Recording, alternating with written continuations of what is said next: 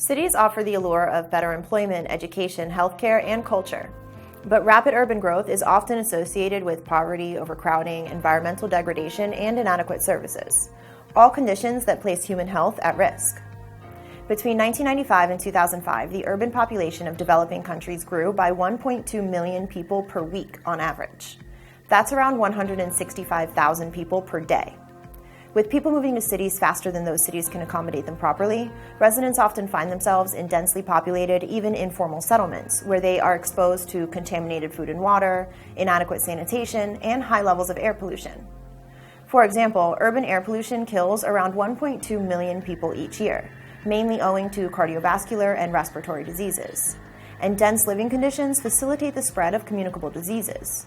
In the Democratic Republic of the Congo, 40% of the population lives in cities, and that includes 83% of the people with tuberculosis. In 2009, Mexico City was forced to shut down public spaces like schools, museums, and nightclubs to halt the spread of the H1N1 virus.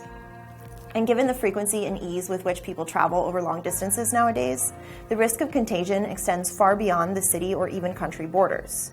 One study estimates that, given a lack of preparedness, the losses from a pandemic would be similar in magnitude to those caused by climate change.